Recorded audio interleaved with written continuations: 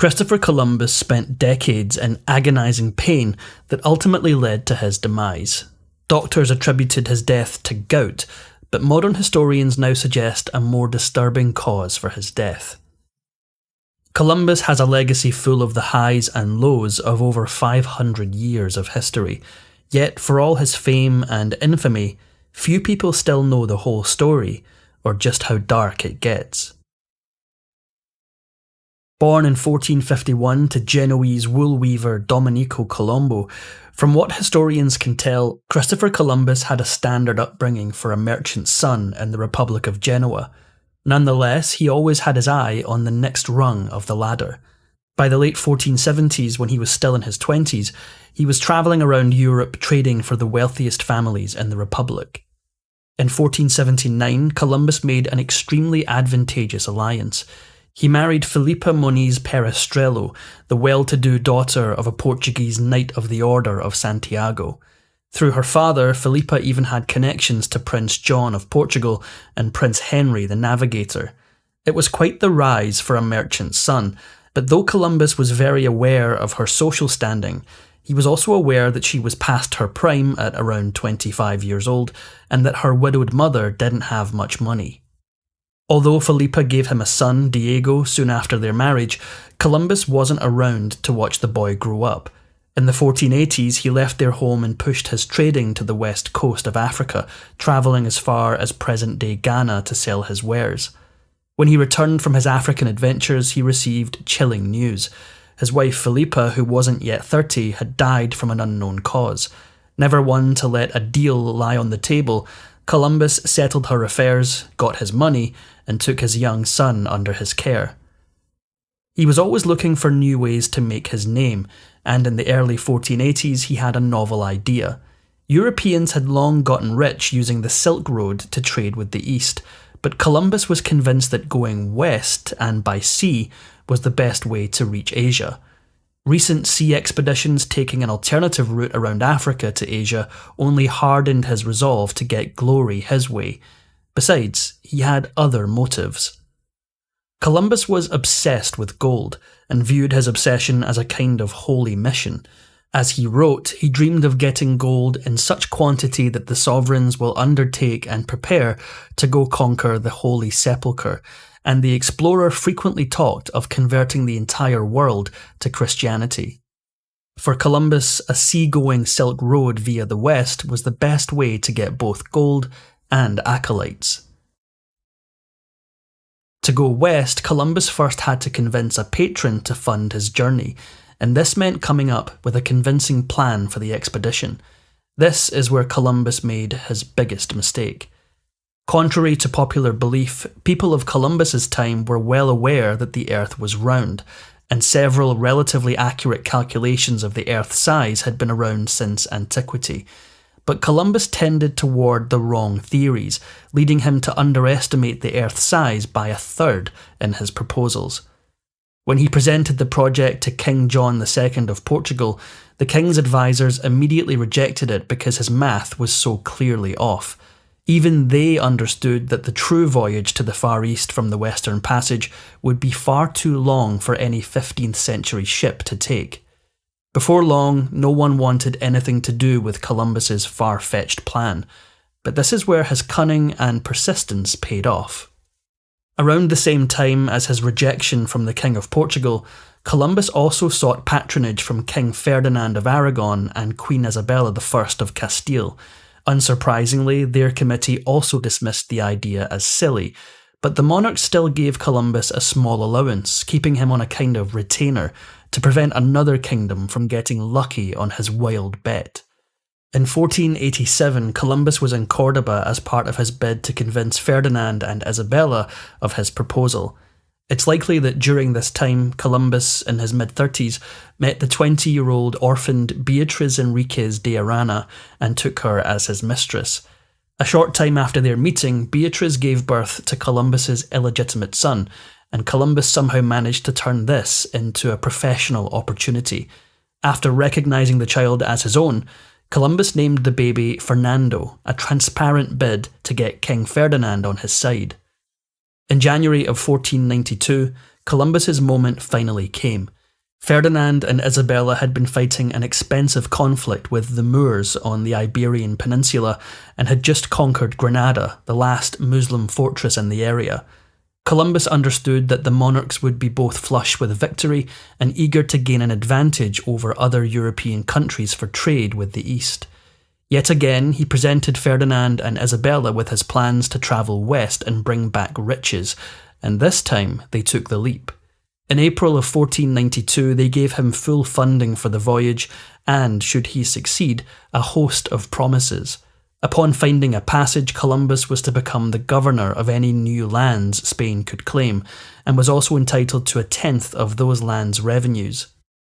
In early August, Columbus departed Spain with the Santa Maria, the Pinta and the Nina, and headed west. 5 weeks later, in the early morning hours of October 12th, they spotted land. Columbus and his crew had landed on the island of Guanahani in the middle of the Bahamas and called it San Salvador, or Holy Saviour. When he met the Lucayan, Taino and Arawak peoples of the island, he noted that they should be good and intelligent servants, and when he spotted their gold earrings, he demanded that they take him to their source of gold. Thanks in part to his shoddy calculations, Columbus maintained that he'd landed somewhere in the Indies, and so incorrectly referred to the indigenous people as Indians throughout his voyages. He would continue to believe they were Indians for the rest of his life, even in the face of overwhelming evidence to the contrary. Columbus spent this first voyage trawling around the various islands of the Bahamas, trading with some indigenous peoples while taking others as prisoners. He left around 40 settlers on the island of Hispaniola to build a fort, then began the voyage back to Spain. Columbus was still a relatively young man, but a seafaring life was punishing. Just before reaching Spain, the fleet hit a raging storm, and it triggered a catastrophe. During the Malay, Columbus suffered an attack of what he believed was gout, which left him nearly debilitated and which would plague him for years. After returning to Spain in March of 1493, Ferdinand and Isabella greeted Columbus in Barcelona with celebrations fit for a hero. He returned the favour by presenting them with slaves he'd captured along with various items from this new world. Barely half a year after arriving back in Spain, Columbus was making his second voyage to what he still thought was Asia. After discovering several new islands, he returned to where he'd left his men in Hispaniola, only to find their fortress was now an empty ruin. Columbus learned from a local tribe leader that after fighting over gold and then kidnapping local women, a chieftain had taken revenge by burning down the fort and killing everyone in it. Columbus's first journey had been exploratory, but now it was time to put the unruly locals and colonists alike under his thumb. While he went off exploring Cuba, he put men in charge of Hispaniola and told them to get the island under Spanish control. When he returned 4 months later, he walked into chaos. In his absence, his proxies had laid waste to the indigenous population, taking women at their will and turning members of the tribe into their personal servants.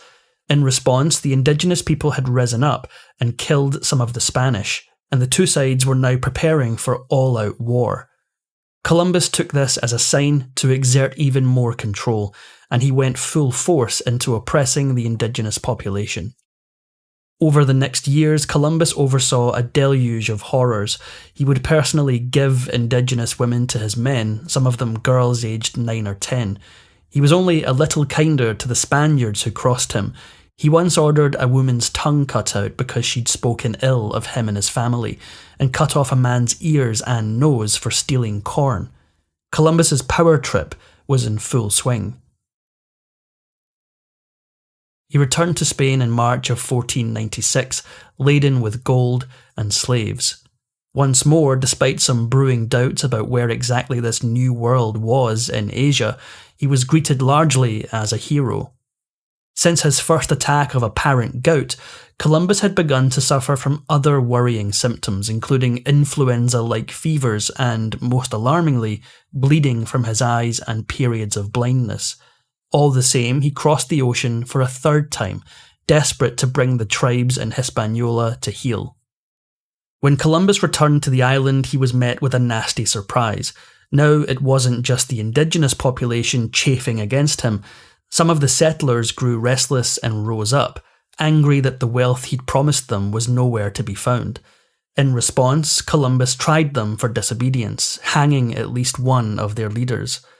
In October of 1499, just over 7 years since his first voyage west, Columbus sent word to Spain, begging Ferdinand and Isabella to appoint a royal commissioner to help govern Hispaniola.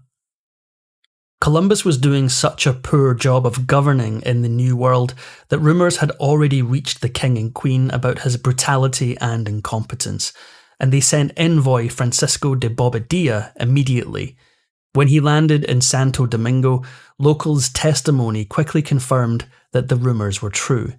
In response, he seized Columbus's property, moved into his house, and declared himself governor. In October of 1500, aware of the investigations against him, Columbus presented himself to Bobadilla, who put him in chains and sent him back to Spain to face justice. The great Christopher Columbus now spent 6 brutal weeks behind bars for his reported mismanagement of the colonies. Eventually, he was hauled out in front of King Ferdinand and Queen Isabella at their palace in Granada to defend himself against the accusations. The monarchs believed his version of events and, more than that, deplored Bobadilla's unilateral decisions.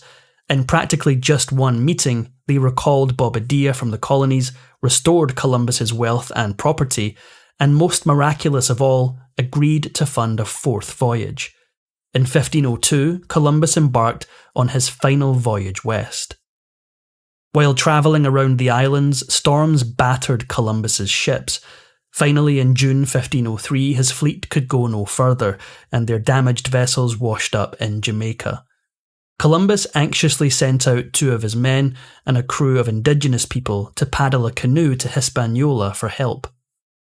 The newly appointed governor of Hispaniola, Nicolas de Ovando y Cáceres, had taken his predecessor Bobadilla's view on Columbus and had no love lost for the explorer. Accordingly, he revelled in the idea of Columbus being stranded on Jamaica and delayed and obstructed any efforts to rescue his crew. As the months dragged on with no end in sight, Columbus got desperate. In order to woo and wow the local tribes, he used astronomical charts to predict an upcoming lunar eclipse. It worked well enough for the impressed tribes to provision the men with sustenance. Columbus and his crew were beached for a year before they were rescued in June of 1504. Columbus gave up on the cursed 4th voyage and landed back in Spain that November.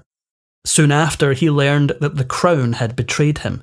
Although the Spanish monarchs had promised him 1/10 of the revenues from the New World, King Ferdinand now refused to pay, saying that since Columbus had been dismissed as governor, he wasn't entitled to anything. Less than 2 years later, an exhausted and sickly Columbus was on his deathbed, racked with agony from the symptoms of gout he'd experienced for decades. On May 20th, 1506, he died at the age of 54. For better or worse, Columbus is an enormous symbol of America today, but for centuries after his death, he was almost entirely forgotten. After all, even in his own lifetime, people were suspicious that he'd ever reached Asia, and all too many knew how badly he'd failed as governor and how brutally he'd treated his subjects. But there is one thing about Columbus that historians still argue about.